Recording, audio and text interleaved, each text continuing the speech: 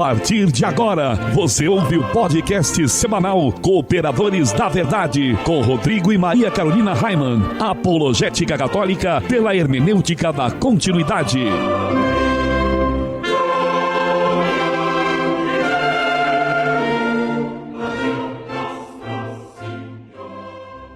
Olá, amigo ouvinte, paz e bem, aqui quem vos fala é o professor Raimann e estamos começando mais um podcast semanal Cooperadores da Verdade, apologética católica pela hermenêutica da continuidade.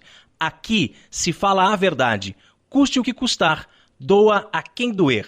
Tudo bem, Carol? Tudo ótimo, Raimann. Um grande abraço aos nossos irmãos, nossos amigos, que vão nos ouvir a partir de agora. Salve Maria! E nós queremos dar as boas-vindas ao casal César e Sidcleia, que participam pela primeira vez aqui conosco nos estúdios Josef Ratzinger. É isso mesmo, e pela primeira vez nós temos um diácono em nosso programa. Muito chique, hein? Sua bênção, diácono. Sua bênção, diácono. Deus abençoe a todos. É com muita alegria e satisfação que aceitamos o convite para participar do programa. E esperamos que possamos ter um bom programa, na verdade, né? Esse é o objetivo, né? E cooperar com a verdade, né? Exatamente. Que é Jesus Cristo. Eu sou Sidcleia, esposa do diácono César. Fiquei muito feliz em ser convidada para estar aqui hoje. Nós nos conhecemos já há muito tempo, né, gente? Nossa, eu acho que eu perdi as contas. Eu estava tentando me lembrar mais ou menos, mas o tempo da Cristo Rei, quando eu comecei a voltar para a igreja, no meu processo de volta, de reconversão, né, através da renovação carismática católica, né, aquelas tardes da Cristo Rei, e a gente se encontrava por ali. A Carol dava catequese ali, né? Eu também dei catequese de crisma um tempo ali junto com a Agnes, mas vocês desde o começo muito firmes ali, né? E bem antes do diaconato, né, César? Na verdade, até meio que se junta esse teu processo de reconversão e a minha conversão, porque foi uma época que eu estava me apaixonando pela igreja, que até então eu era totalmente contrário à igreja, a minha visão de igreja era outra, e a minha esposa já não, ela já desde novinha, sempre um berço católico e bem perseverante, né? E depois de uma experiência que a gente teve com Cristo, aí a gente começou, foi bem nessa época que você também começou na renovação, foi quando eu comecei também. Os dinossauros da renovação. Né? Saudade, né? Essa época, né? E a Jussara essa semana me ligou para falar dos 25 anos da capela, Sim, Cristo Rei. E daí ela disse que estava lendo umas atas do grupo de jovens antigo, e meu nome tá lá, porque eu era secretária do grupo de jovens. Eu disse, já 25 anos. É verdade. 25 anos eu era jovem. Eu também. Tinha um pouco mais de cabelo, né? É verdade. Participava do grupo de jovens, né? Mas é muito bom recordar tudo isso, né, gente? Keia, fala um pouquinho mais sobre você. Quanto tempo é casada, quantos filhos, trabalha, estuda, qual é o seu apostolado na igreja, enfim, fica à vontade. Então, meu nome é Sidcleia, né?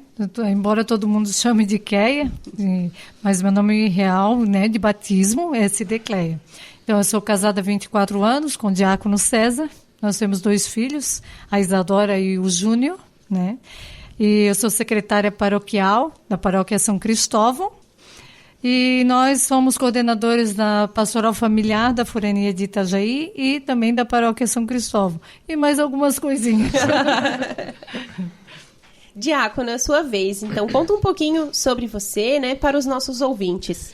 Bom, meu nome é César Augusto da Silva, tenho 47 anos. Coincidentemente, também sou casado com a Sidcleia. Né? Também há 24 anos. Há 24 anos, também temos 2 filhos. Quanta coincidência, exato. E agora, no próximo dia 17 de novembro, eu vou fazer 5 anos de diaconato permanente. Já? 5 anos. Nossa. É interessante você falar já, porque quando a gente entrou na escola diaconal, a gente pensou assim, 4 anos de estudo. Isso foi em 2008. Né? Já vão fazer 5 anos de ser ordenado. E atualmente estou desempregado, porque estou fazendo um tratamento de saúde. E estou meio que imitando o Raimann aí, né? Eu gostei dessa história de ser professor, então eu entrei e estou fazendo o curso de licenciatura em filosofia, estou no primeiro período. E para os projetos aí para o ano que vem, quem sabe a gente já ser parceiro aí na educação. Que bom, aí, né? bom. Porque a educação precisa muito.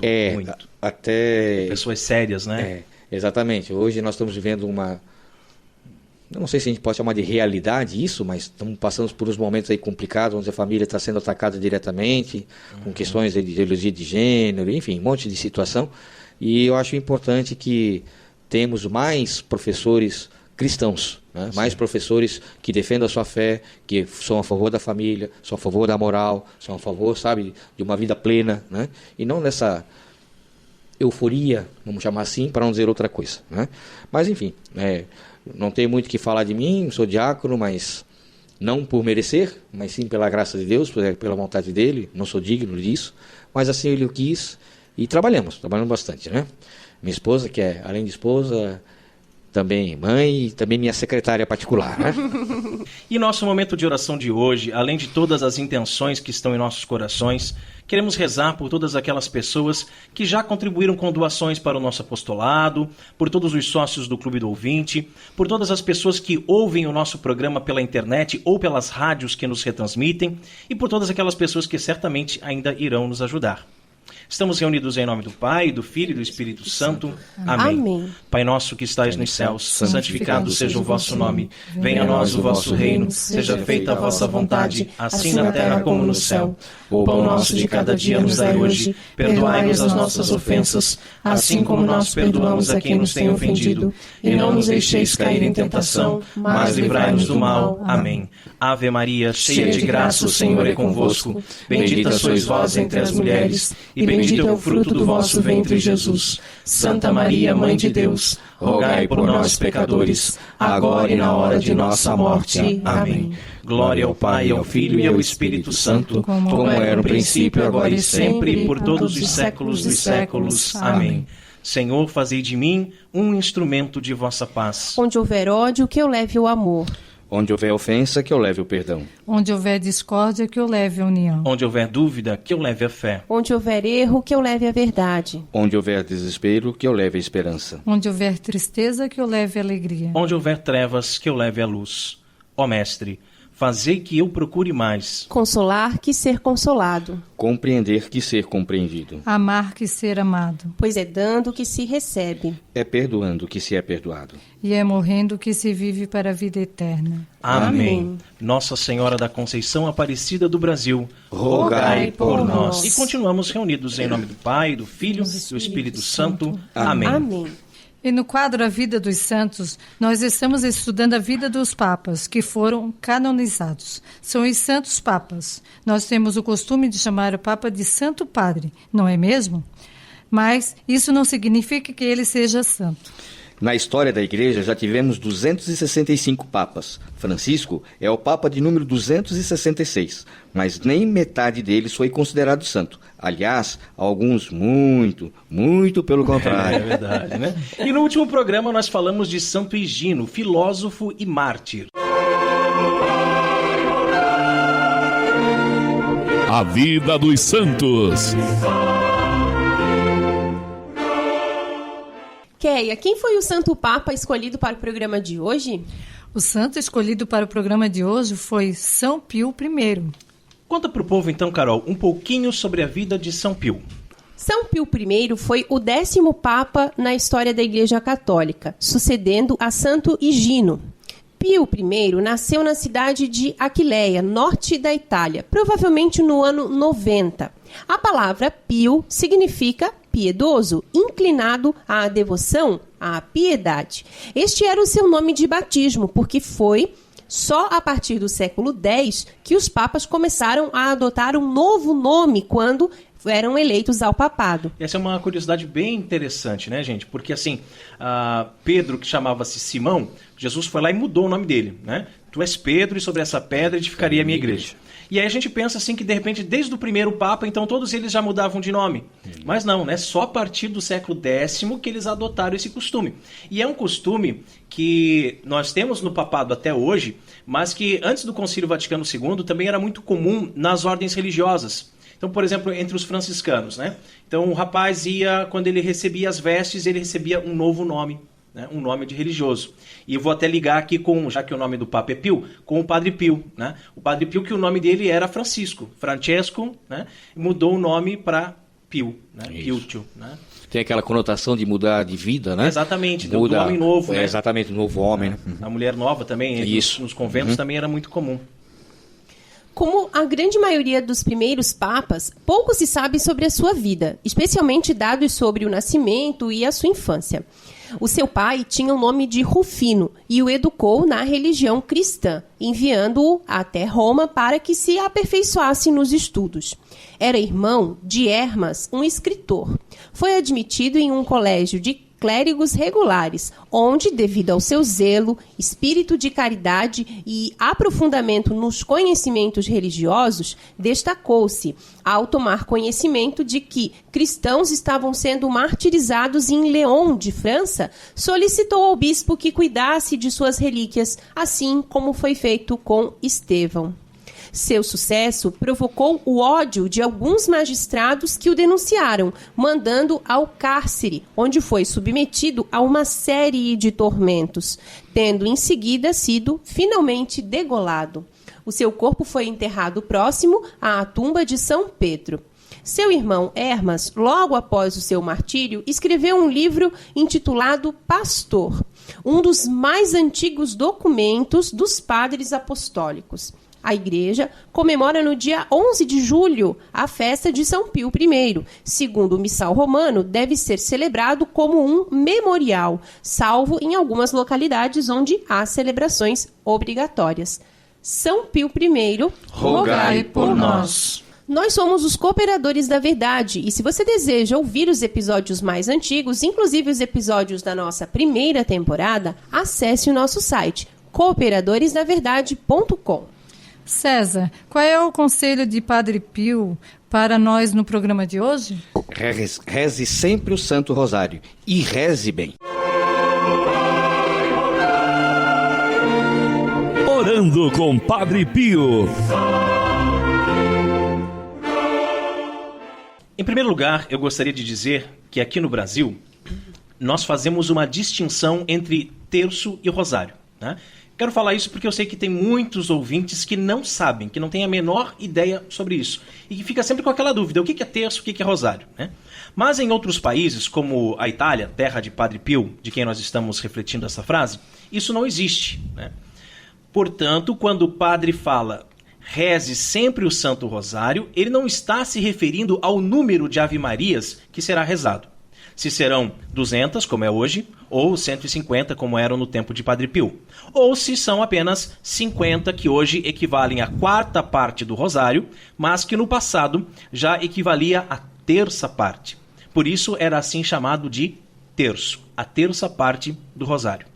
Compreendemos que na Itália, tanto o terço como o Rosário são chamados de rosário. Rosário vem de rosas. Uma coroa de rosas que entregamos à Nossa Senhora. Em minha opinião, isso é opinião particular, ninguém precisa seguir, né? O ideal seria rezar o rosário todos os dias. Mas, devido à correria do dia a dia, se conseguir rezar apenas o terço, creio que já seja o suficiente. Padre Pio não especifica aqui. O que ele pede é que rezemos, e que rezemos bem. E qual a diferença entre rezar bem o Santo Rosário e rezá-lo mal? Não é apenas a repetição incansável de dezenas de Ave-Marias? É, nada disso, né? Bem, precisamos entender que o Rosário é dividido em mistérios que devem ser meditados. Rezar o Rosário às pressas não nos dá a oportunidade de meditar sobre os mistérios da vida de Cristo. E não me refiro aqui à velocidade com que você vai recitar as Ave-Marias, né, que podem ser ditas em voz alta ou apenas rezadas em pensamento. Lembramos também que o ideal é sempre rezar em família. Reunir todos na sala, no quarto, né, no oratório, quem tiver um espaço, desligar os aparelhos de som, a TV, o computador, o celular, etc. E rezarem juntos, né? Que coisa linda. Pai, mãe, filhos, todos os dias. Inclusive, no manual das indulgências, está prescrito pela Igreja a indulgência parcial.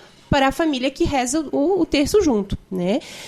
Mas como bem sabemos também, infelizmente, muitas vezes, né, isso não é possível. E aí, cada membro da família acaba encontrando o seu melhor horário. Um reza logo ao acordar, o outro antes de dormir, o outro no trânsito, e assim por diante. De fato, quando rezamos o Santo Rosário, meditamos sobre toda a vida de Cristo.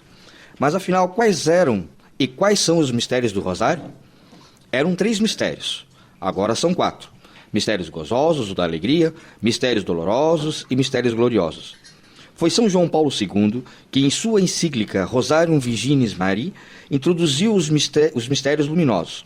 Algumas pessoas têm dificuldade em aceitar os mistérios luminosos, por não ser uma imposição, em si, apenas uma sugestão de São João Paulo II, e por serem fiéis a uma tradição de 800 anos, em que sempre se rezou 150 Ave-Marias, onde cada Ave-Maria corresponde a um salmo.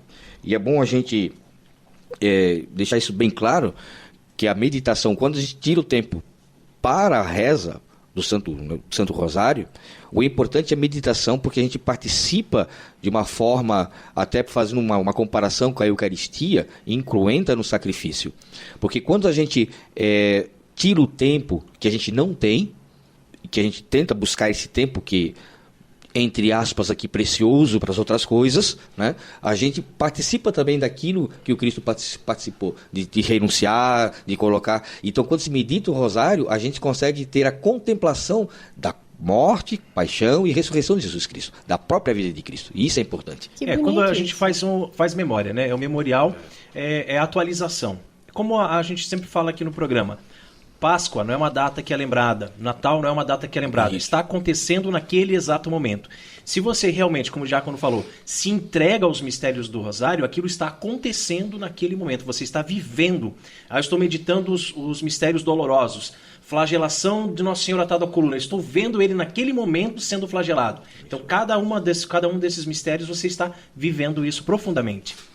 Nos mistérios gozosos, meditamos o anúncio do anjo à Virgem Maria, a visita de Nossa Senhora à sua prima Isabel, o nascimento do menino Jesus em Belém, a apresentação do menino Jesus no templo e a purificação simbólica de Maria e, por fim, no quinto mistério, a perda e reencontro do mesmo Jesus em Jerusalém com os doutores da lei. Nos mistérios luminosos, meditamos o batismo de Nosso Senhor nas águas do Jordão, o primeiro milagre de Nosso Senhor transformando água em vinho nas bodas de Caná por intercessão de Nossa Senhora, o anúncio do reino dos céus, a transfiguração do Senhor no Monte Tabor e, por fim, no quinto mistério, a instituição da Eucaristia. Nos mistérios dolorosos, meditamos a agonia mortal de Nosso Senhor Jesus Cristo no Horto das Oliveiras, a flagelação de Nosso Senhor atado à coluna, a coroação de espinhos, a subida dolorosa do Monte Calvário e, por fim, no quinto mistério, a crucifixão e morte de Jesus. Nos mistérios gloriosos, meditamos a ressurreição do Senhor, a sua ascensão aos céus, a vinda do Espírito Santo no dia de Pentecostes, a Assunção de Maria e, por fim, no quinto mistério, a coroação de Nossa Senhora como Rainha dos céus e da terra. E eu acredito que seja importante falarmos sobre isso aqui no programa Cooperadores da Verdade, sabe, Diácono? Pois, por incrível que pareça, tem muito católico que não sabe rezar o terço. Outros que ainda não conseguiram, 20 anos que rezam o terço, não conseguiram decorar os mistérios, tem que pegar um livrinho lá para estar acompanhando. E outra coisa importante, percebemos que se retiramos os mistérios luminosos que foram sugeridos por São João Paulo II, fica faltando uma parte importante da vida de Cristo. Mas nada impede de que continuemos a rezar apenas os 3 mistérios que sempre existiram antes da encíclica Rosarium Virginis Mariae. É interessante que às vezes as pessoas vêm conversar com a gente a respeito do Rosário, que... tipo assim, naquela situação de reclamar. Eu só estou repetindo a oração. Aí a gente vai perceber o que acontece. Eles não meditam os mistérios. Sim. Então é repetição.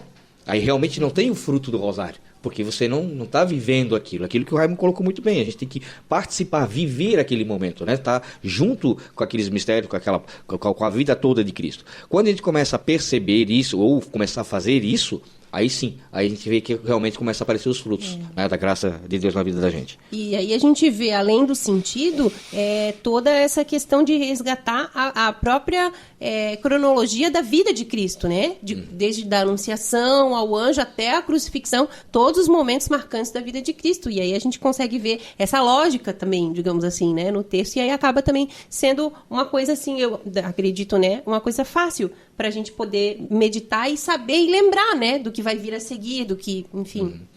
Isso é complicado porque a gente fala tanto em globalização, o tempo hoje é tão rápido e eu acredito que, de uma certa forma, essa evolução da informática num todo, a partir, acho que até da própria dos anos 60, aí, dessa questão da liberdade, que criou-se o quê? As famílias católicas deixaram de viver o catolicismo, deixaram de viver os preceitos da igreja. Até então, de um tempo atrás, num período, né, não tão longe assim, as famílias paravam para rezar. Não se tinha celular, não se tinha internet, não se tinha WhatsApp. Cada um no seu, né? Né? Cada um no seu canto, não. O pai ou a mãe, normalmente a mãe, a mentora, né? A cabeça da família, vamos dizer assim, ou o pai, sentavam, né, e rezavam, meditavam. Às vezes os filhos ficavam meio que na obrigação, mas rezavam. A criança ia para a catequese, ou como se chamava antigamente, para a doutrina, já sabia as orações. Sim. Hoje em dia, você como foi catequista, sabe disso, né? Você passou por isso. As crianças não sabem fazer nem só da cruz. Não sabem nada. Entendeu? Então, acho que é importante voltar. E não é só um saudosismo, é um resgate que a gente precisa fazer, né? Então, essa situação assim de oração em família, leitura da Bíblia em família, eu não tive na minha casa, eu não tive na minha família. Então, eu disse para mim mesmo, quando eu casar, quando eu tiver os meus filhos, a minha família, vai ser diferente. Então, a gente fez aqui um espaço, depois a gente vai mostrar para vocês ali o nosso cantinho, o nosso oratório, onde a gente reza a liturgia das horas, laudes, vésperas completas, a gente reza o texto. Nós temos as nossas devoções particulares também, né? Eu faço a minha novena a São José, ela faz a novena dela, mas, enfim, a gente está sempre reunido em oração. Isso que é muito importante. E assim também, oração ao acordar, né? Oração antes das refeições, todas as refeições a gente agradece a Deus, né? Então, assim, é importante esse resgate. E aí nós temos o nosso pequeno João Miguel, que está na catequese agora, e que ensina catequista, porque ele já chega lá, já sabe todas as orações, já sabe, né? Então não dá nem muito trabalho para ela, porque já aprendeu em casa. E né? tem uma vivência, né? Eu acho que isso é importante também para as crianças, porque se hoje tirar o celular, o tablet da criança, o que ela vai, né, saber fazer, saber falar, né? A gente escuta isso principalmente dos adolescentes, né? Vou pegar um exemplo assim, né? Isadora, né? Vocês conhecem, ela é bem participativa, assim. Só que quando chega nessa época do retiro, ela começa, meu Deus, vou ficar tantos dias sem celular. Como vai ser? Né? Mas naquele primeiro momento, naquele primeiro impacto. Mas depois ela volta, né? Cheia, óbvio, do Espírito Santo, enfim, e vê que foi bom. Né? Mas hoje a gente acaba ficando meio escravo também dessas tecnologias aí. Como nós já vimos, podemos rezar o rosário todo, todos os dias, de uma única vez. Ou podemos ainda dividir ao longo do dia. Rezar, por exemplo, os mistérios gozosos de manhã cedo, os luminosos ao meio-dia, os dolorosos ao fim da tarde e os gloriosos antes de dormir. Ou ainda podemos dividi-lo ao longo da semana. E para isso, há uma sugestão simples. Rezar os mistérios gozosos às segundas e sábados, os luminosos às quintas, e os dolorosos às terças e sextas, e os gloriosos às quartas e domingos. Tradicionalmente, começa-se o terço com o credo e se finaliza com a Salve Rainha. Reza-se também o Glória ao Pai, ao final de cada dezena, e a oração que Nossa Senhora ensinou aos pastorinhos em Fátima, né? Ó meu Jesus, perdoai-nos, livrai-nos do fogo do inferno, levai as almas todas para o céu e socorrei principalmente as que mais precisarem da vossa divina misericórdia. Há também, de acordo com a piedade popular, uma série de jaculatórias, né? Oferecimentos e agradecimentos que se fazem no terço, justamente aí nesse momento, no final de cada dezena, né? Independente da forma, como você achar melhor rezar, reze. Reze sempre o Santo Rosário e reze-o bem, meditando cada mistério da vida de nosso Deus e Senhor Jesus Cristo. Que assim seja. Amém. Orando com Padre Pio conta com o apoio de Feller Contabilidade, do nosso amigo Diácono Vital. A Feller Contabilidade fica na Rua Aldílio Garcia, número 479. Nesta você pode confiar. Atendimento de segunda a sexta-feira, das 8 ao meio-dia e das 13h30 às 17h30. Telefone 3346-2333. fellercontabilidade@matrix.com.br. Em frente à Secretaria da Paróquia São Cristóvão de Itajaí, Santa Catarina. Feller Contabilidade, a sua empresa nas mãos certas. E se você também gostaria de anunciar a sua empresa no programa Cooperadores da Verdade, entre em contato conosco e ajude-nos a evangelizar. E agora nós chegamos a um quadro que eu gosto muito aqui nos Cooperadores da Verdade, que é quando meditamos sobre a vida de São Francisco de Assis. Quantos belíssimos exemplos da vida deste santo nós podemos transpor para o nosso dia a dia, não é mesmo? Fontes franciscanas. Não avançar na caminhada é o mesmo que retroceder. Quando não avançamos, retrocedemos. A nossa vida é uma caminhada, desde o dia em que nascemos, até nos despedirmos desta terra e voltarmos para Deus. E não sabemos quando isso vai acontecer, né? Pode ser a qualquer momento, né? Cada dia que passa, estamos mais perto do fim. E por mais que a ciência avance, por mais que existam várias formas de se prolongar a vida, várias técnicas de se permanecer jovens, né, por mais tempo, ninguém escapará da morte.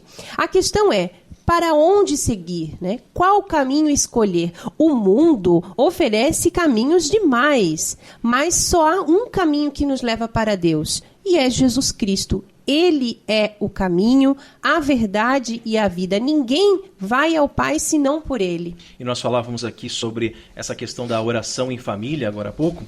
São caminhos, né?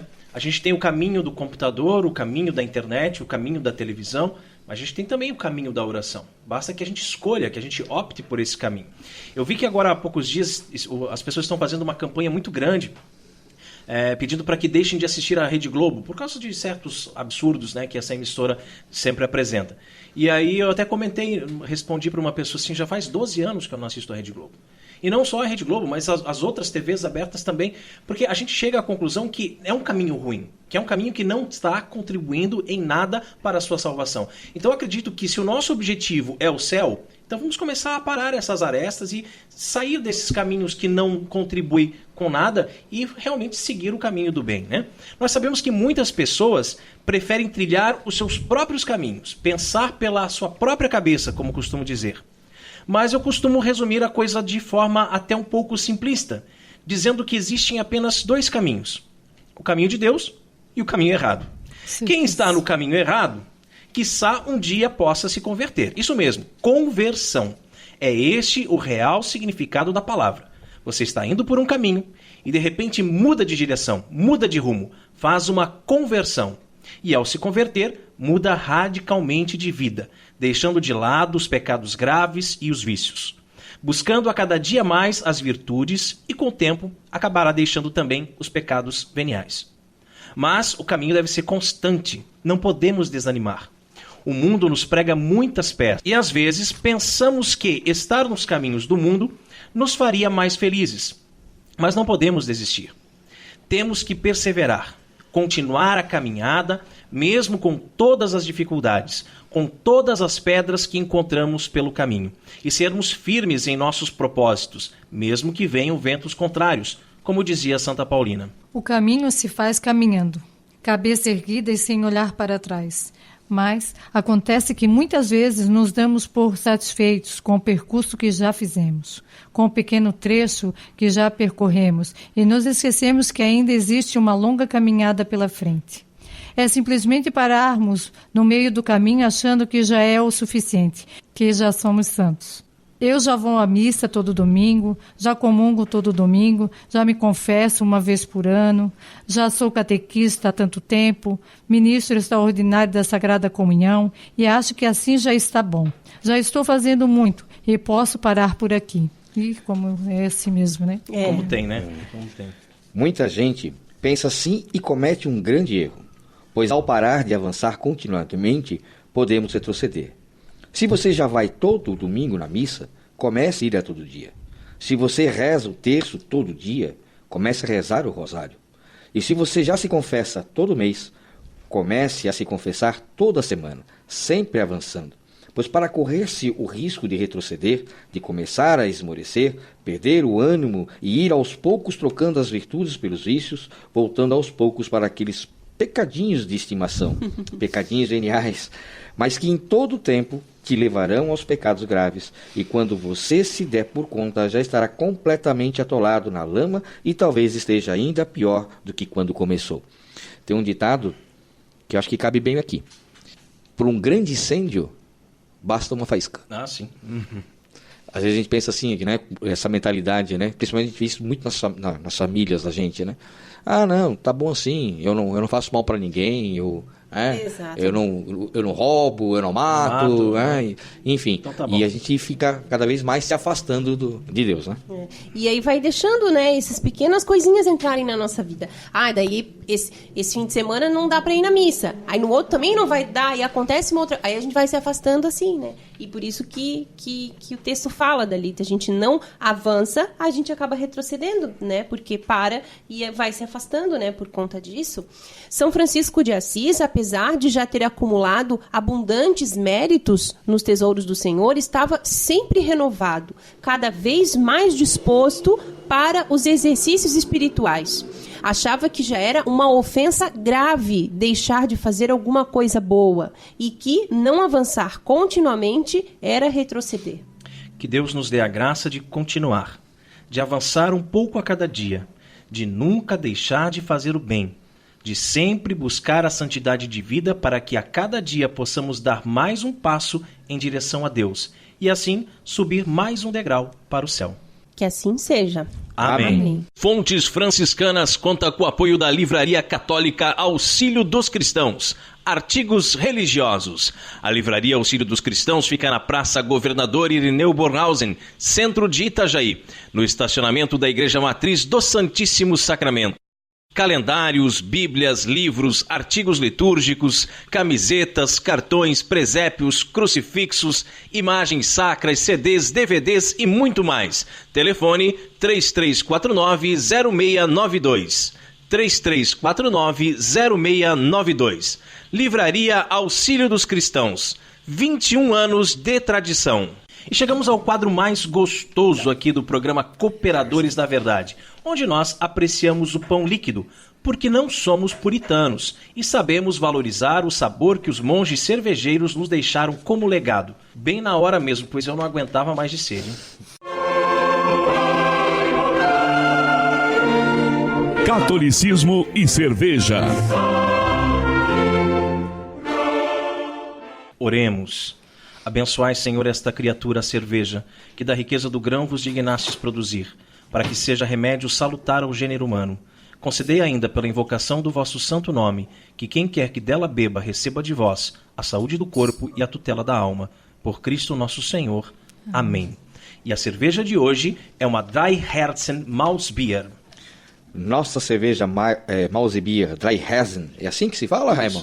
Alemão, três corações. Eu sou meio italiano, alemão é meio difícil, né? 3 corações, significado? Bonito. Jawohl, Deutsch ist die anscheinendste Sprache auf dieser Welt. Ei, meu Deus, tá falando em alemão comigo. Enfim, é uma homenagem às nossas omas, às nossas tradicionais avós, né? Que no passado faziam essa cerveja em suas casas para datas festivas, como Natal e Páscoa.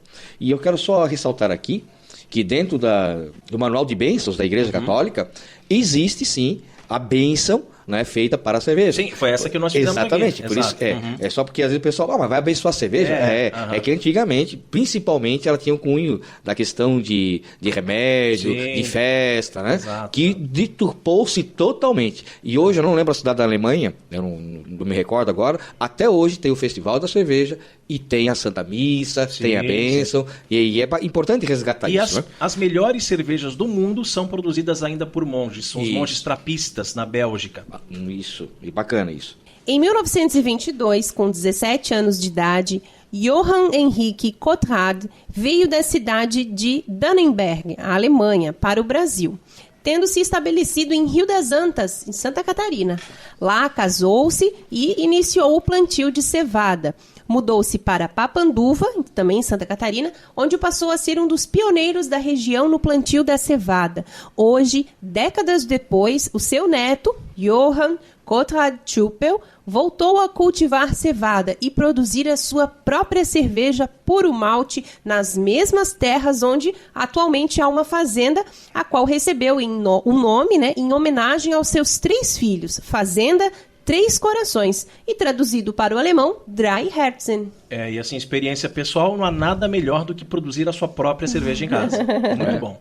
Você é produtor de cerveja, Eu sou produtor de cerveja, faço a Heimann Beer. Ah, é? Agora mestre cervejeiro. As cervejas puro malte levam em história o trabalho e a dedicação na elaboração cuidadosa de cada receita exclusiva. Somos a Dry Heisen, trabalhando com amor, trabalhando com coração. O estilo Malzbier é pouco documentado, pelo menos nas fontes de pesquisas mais acessíveis. Muito famosa no Brasil, não possui muitos correspondentes fora daqui. Na Alemanha, seu país de origem, nem é tratada mais de cerveja, e sim bebida energética. Enquadra-se normalmente no grupo de outras cervejas com baixo teor alcoólico, já que a Malzbier original não chega nem a 1% de álcool. Não é o caso dessa aqui, né? Pois apesar de ser produzida como qualquer outra cerveja, ela quase não tem fermentação. Então essa que nós vamos provar hoje, ela tem como ingredientes água, malte de cevada, lúpulo e levedura. Tem 3,8% de volume alcoólico e está disponível em garrafas de 600 ml. Harmoniza com sobremesas, chocolates e doces em geral. Geralmente as cervejas mais escuras, elas harmonizam com doces, com chocolates. E por sinal, muito gostoso. E nós viemos aqui para beber ou para conversar? Ein Prosit. Ein Prosit. Der Gemütlichkeit. Olha, eu não gosto, tá? De cerveja. Essa é boa, hein? Muito doce mesmo, doce. hein? Bem boa. Muito boa. Diferente de toda a cerveja que nós já provamos nessas 2 temporadas do Cooperadores, hein? Docinha assim. Muito diferente. Bem diferente mesmo. Eu tenho algo comigo que eu digo assim, que eu não acredito em coincidência e sim providência, né? Ah, sim. Como eu sou diabético e gosto de docinho, providência eu já acho que uma cerveja docinha. Viu só? Que coisa. Mas tem um sabor muito bom. doce mesmo. Eu fiquei bem surpresa, porque às vezes a gente vai tomar uma cerveja ainda mais escura, né? A gente já vai pensando assim que é uma coisa mais forte. Porque geralmente a cerveja escura, ela é feita com malte torrado. O malte torrado, ele te dá a impressão ou de café ou de chocolate, né? Mas mesmo as que dão a impressão de chocolate, elas são amargas. E essa aqui não, essa aqui bem doce mesmo, bem doce. Bem diferente mesmo, mas muito gostosa, gostei. Eu não gosto de cerveja, tá? Mas essa tá muito boa mesmo. Mas sabe que aí a gente tá na 2ª temporada do programa. Na 1ª temporada eu também não gostava de cerveja. Eu não gostava, não tomava, assim. E tanto que eu dizia sempre pro Rodrigo que eu preferia um vinho. Eu gosto muito de vinho. Até hoje tomo e gosto bastante de vinho. E aí, como a gente foi, assim, né, se envolvendo com o programa, e daí tem toda essa questão do resgate, né, mesmo dos monges, cervejeiros e tudo mais. E daí, na época, o Rodrigo já começou a estudar também para fazer cerveja em casa e tal, comprar os equipamentos. E aí a gente começou meio que estudar junto, assim, essa coisa toda. E aí eu fui tomando, experimentando e vendo como é diferente, sabe, de um sabor pro outro. E principalmente porque, assim, aquilo que o Diácono comentou ali um pouco antes, que hoje em dia deturpou-se muito a visão da cerveja e o consumo da cerveja, né? E o que a gente faz com a cerveja artesanal, por ela ser uma cerveja muito mais trabalhada, né, de se fazer, demorada, ela custa mais caro, bem mais caro. Então a gente bebe menos e bebe melhor. Com mais qualidade. Né? Então isso que é interessante, a gente beber e ver os estilos e sabores, assim, é fascinante, sabe? As cervejas produzidas comercialmente, industrializadas aqui no Brasil, que são da maioria da Ambev, né? Kaiser, Brahma, Skol, essas cervejas Antártica, enfim, elas têm muito conservante, corante, tem cereais não maltados, tem muita química, tem muita porcaria mesmo ali. E ela é muito baratinha. E aí qual é a visão do brasileiro? Eu vou lá e vou comprar 5, 6 caixas e vou tomar até entornar. Tá? Isso. Tá. Qual é a nossa visão? Né? É experimentar, degustar, sentir saborear, os sabores, né? E conhecer os estilos diferentes. Então você bebe pouco e bebe com qualidade. É isso aí. E por falar nisso, né, se você produz cervejas artesanais e gostaria de ter a sua cerveja degustada aqui no programa Cooperadores da Verdade, entre em contato conosco e me convide, não esqueça. Catolicismo e Cerveja conta com o apoio da Beer House Cervejas Especiais, empório especializado em cervejas nacionais e importadas, com agradável espaço para degustação e inúmeras opções para presentes. Produtos para harmonização, copos, taças, kits e cestas e, é claro, muita cerveja. Aberto ao público de segunda a sexta, das 15 às 23 horas e aos sábados, das 10 às 22 horas. A nossa missão é trazer o universo cervejeiro cada vez mais próximo dos apreciadores dessa bebida inigualável. A Beer House está situada na Avenida Coronel Marcos Conder, número 950, Sala Térrea, Centro, Itajaí, Santa Catarina. beerhousemkt@gmail.com. Fone 3045-5821. Beer House, a primeira casa cervejeira de Itajaí. E no quadro mais polêmico do nosso programa, hoje vamos falar sobre o que Bergoglio falava dos protestantes antes dele se tornar o Papa Francisco. A hora da treta. O pensamento do Papa Francisco sobre o protestantismo, antes dele ser Papa, você vai ficar bege. Em 2016, o Papa Francisco causou perplexidade entre uma multidão de católicos ao participar da celebração dos 500 anos da Reforma Protestante na Suécia. Porém, há cerca de 30 anos, o então padre Jorge Bergoglio estava em outra vibe. Dizia com todas as letras que Lutero era herege. Mas havia alguém que conseguia ser pior do que ele, Calvino, um verdadeiro carrasco espiritual, segundo Bergoglio. O padre Bergoglio, na época, denunciou ainda que a intensa secularização do Ocidente e o ateísmo crescente eram consequência, antes de tudo, do luteranismo.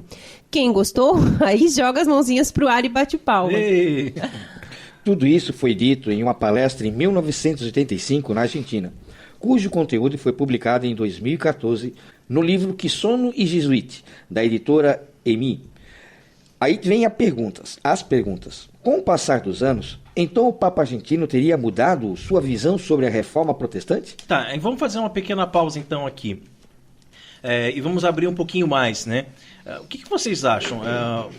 O padre, né? Estudou no seminário, geralmente 8 anos, foi ordenado sacerdote, mais tarde foi ordenado bispo, foi criado cardeal, foi eleito papa. Será que o fato dele ser eleito papa, isso muda algumas coisas que ele pensava, algum modo dele, as coisas que ele acreditava e mudou, ou não mudou, mas também tem aquela política da boa vizinhança, porque afinal de contas agora ele é um chefe de Estado? O que vocês acham? Para saber o certo, acho que só perguntando para o próprio.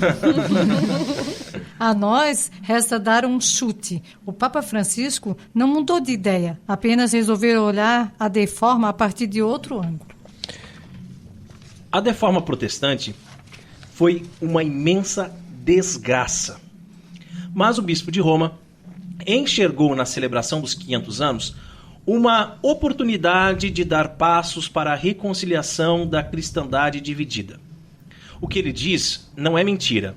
Ainda que de forma vil, a reforma teve o efeito positivo de acelerar o movimento da reforma interna na Igreja Católica.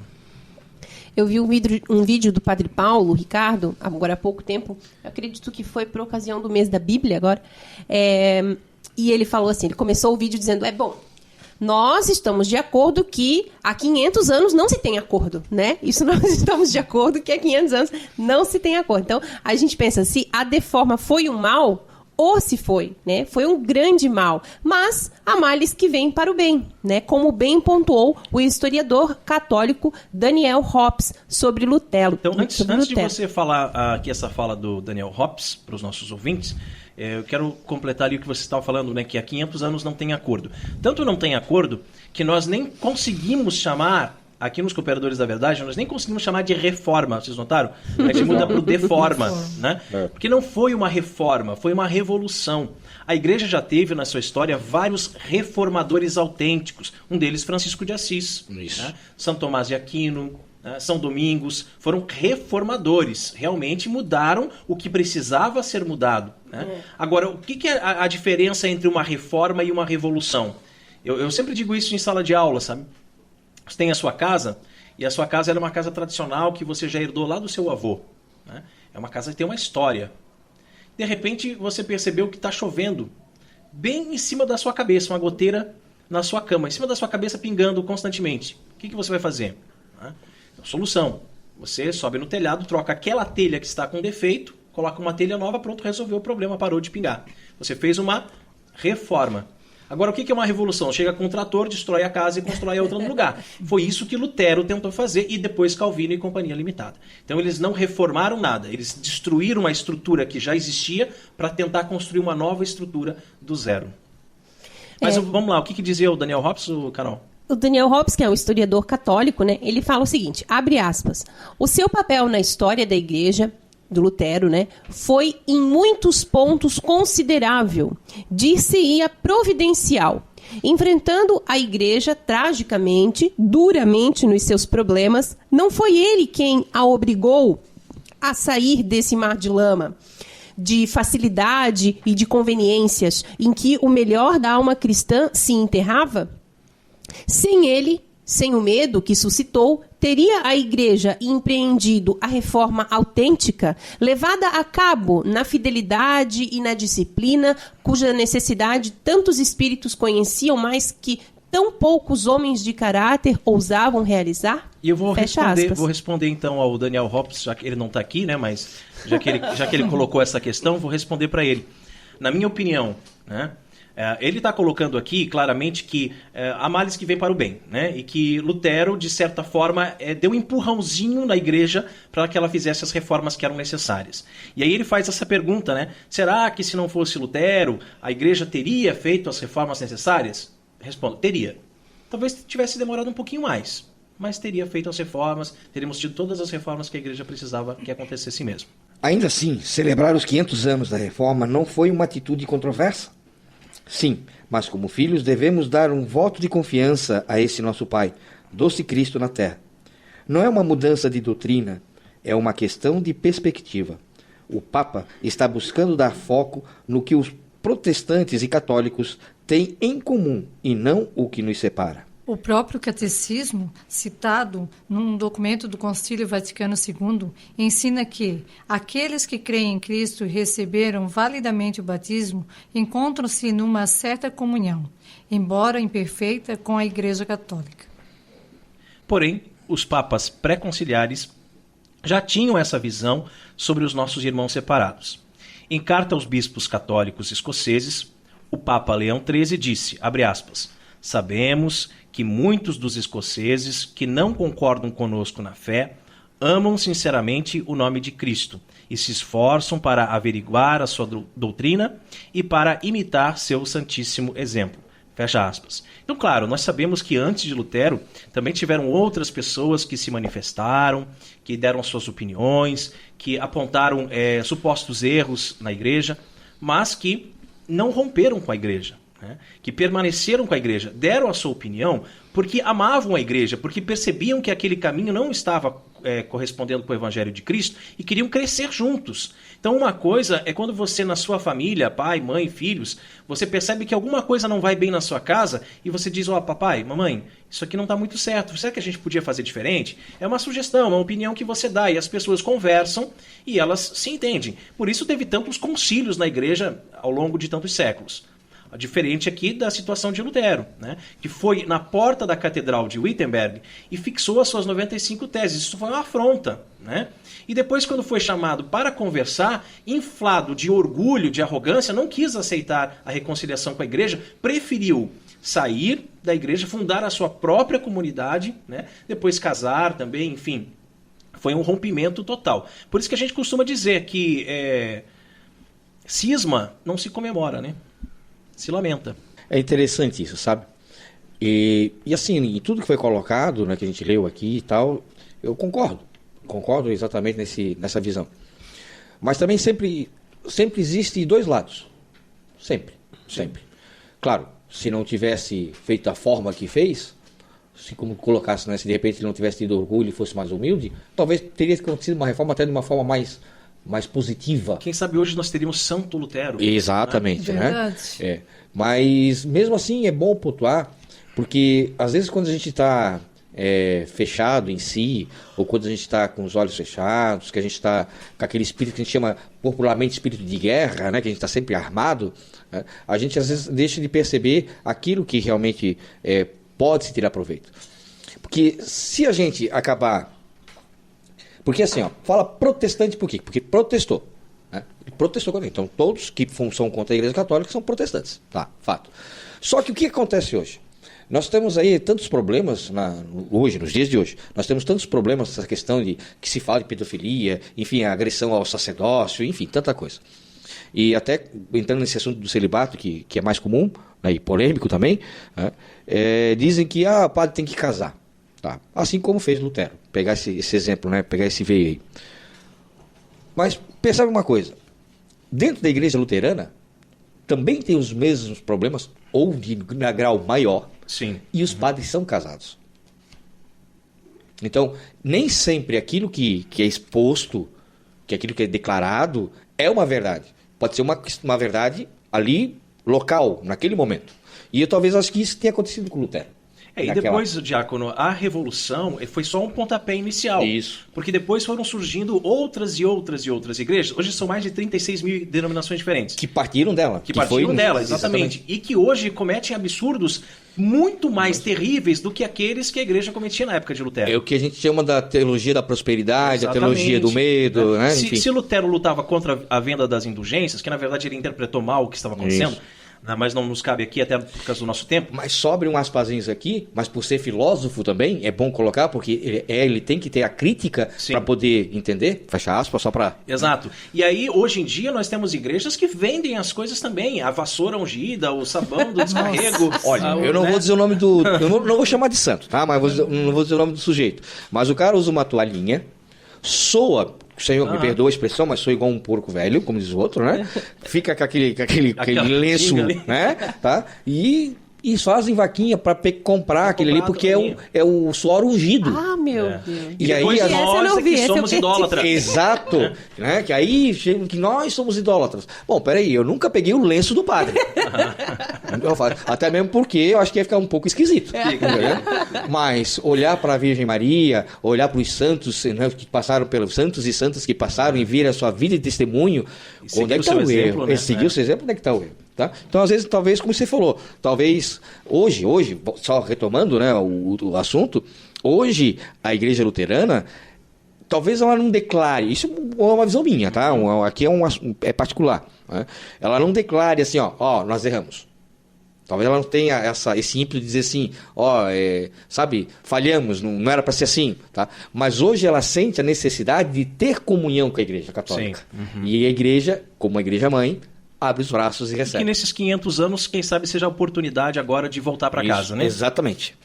Depois, muito tempo depois na história, né, Pio XII ensinou que muitos protestantes seguiam uma doutrina herética, sem culpa própria. Ele disse, abre aspas, não queremos que passe despercebido o grande eco de comovido reconhecimento que vieram suscitar em nosso coração os augúrios daqueles que, se bem não pertençam ao corpo visível da Igreja Católica, não se esqueceram, em sua nobreza e sinceridade, de sentir tudo aquilo que, ou por amor à pessoa de Cristo, ou pela sua crença em Deus, os unem a nós. Fecha aspas. Como se pode ver, a decisão de enfatizar o que nos une aos protestantes não é nova. Com o Papa Francisco, esse enfoque dá um salto mais amplo do que nunca. Um salto cheio de riscos, mas talvez sejam riscos que valham a pena. O principal risco dessa celebração ecumênica dos 500 anos da Reforma é o de passar para o mundo a ideia de que a Igreja agora entende que o que Lutero fez foi uma coisa boa.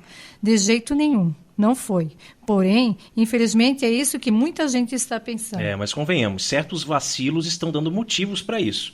Permitir que uma escultura de Lutero fosse colocada em destaque na sala de audiências do Vaticano durante um encontro entre católicos e luteranos foi bem avacalhado, né? Ok. A comunicação do negócio está meio confusa, né? Mas precisamos saber que exaltar Lutero não é a intenção do Papa. Eu também acredito, né, nisso. É o que explica, inclusive, o presidente do Pontifício Comitê das Ciências Históricas, Padre Bernard Ardura. Entrevista publicada na Rádio Vaticana. Ele falou o seguinte, abre aspas, hoje não se trata de dizer que aquilo que fez Lutero tenha sido uma coisa boa. Porém, podemos explicar os acontecimentos que levaram à reforma e os desdobramentos que se seguiram. Isto é, ver qual é o contexto histórico e eclesial em que viveu Lutero, pois sem esse conhecimento não se pode entender o que aconteceu sucessivamente em todo o continente europeu. Fecha aspas. O esforço conjunto de católicos e luteranos para chegar a uma narrativa histórica comum sobre a Reforma Protestante resultou em um documento chamado Do Conflito à Comunhão. Seu conteúdo apresenta os argumentos católicos e luteranos e também o reconhecimento das culpas de um lado e de outro.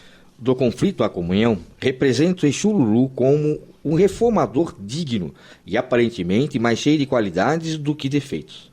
Mas fora a excessividade e desconcedência com a ação demoníaca do pai da reforma, o documento é muito útil e interessante.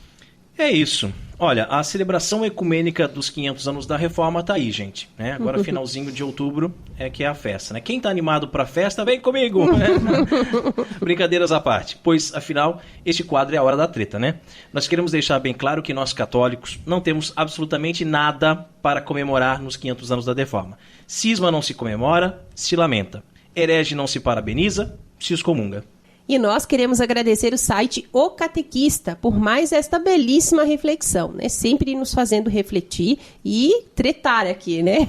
Muito obrigada, vocês da equipe do Catequista, pelo o importante papel que vocês vêm desenvolvendo na internet.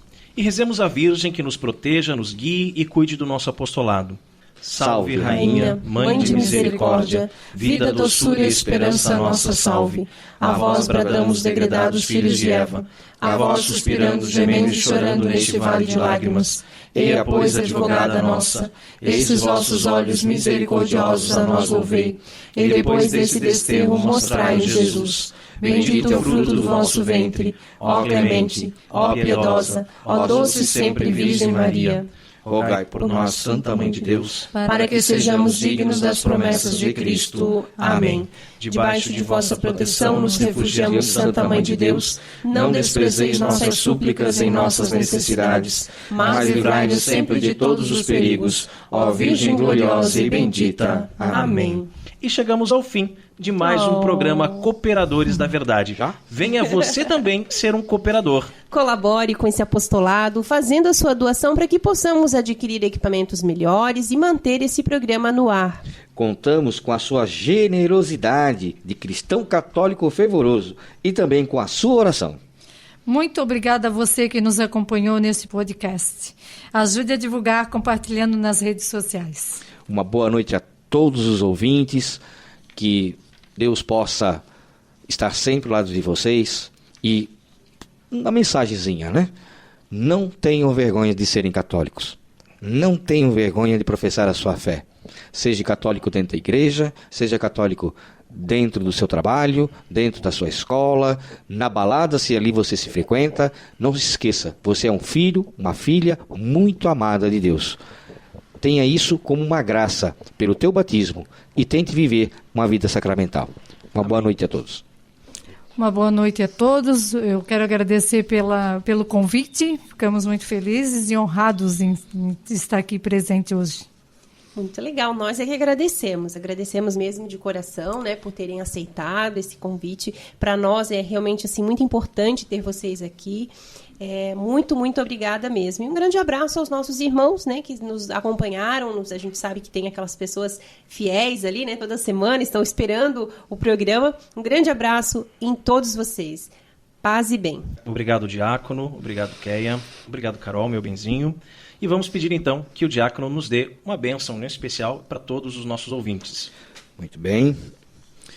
Só lembrando que a bênção é um sacramental. Esse sacramental, independente se não esteja talvez presente, né, não esteja vendo, mas ela tem a mesma validade quando assim a gente o deseja. Então eu peço a você, se assim você puder, se assim for possível para você, que você, em sinal de reverência ao Deus Todo-Poderoso, que você se incline, que você baixe um pouquinho sua cabeça, com as suas mãos espalmadas para cima, como aquele que recebe. O Senhor esteja convosco. E Ele está no meio de nós. A nossa proteção está no nome do Senhor, que fez o céu e a terra. Deus de bondade, Pai Criador de todas as coisas, nós te pedimos agora que derrame todo o teu amor e a tua graça sobre todos aqueles que estão ouvindo esse programa, que estenda o teu amor a todos os seus familiares, que possa inflamar em seu coração o desejo ardente de vos seguir. Clamamos a intercessão poderosa da Virgem Maria, a Mãe de Deus e nossa Mãe. Que o Senhor Todo-Poderoso vos abençoe. Em nome do Pai, do Filho e do Espírito Santo. Amém. A alegria do Senhor seja nossa força. E de paz, que o Senhor sempre vos acompanhe. Graças a Deus. Paz e bem. Você ouviu Cooperadores da Verdade, com Rodrigo e Maria Carolina Raimann. Apologética católica pela hermenêutica da continuidade.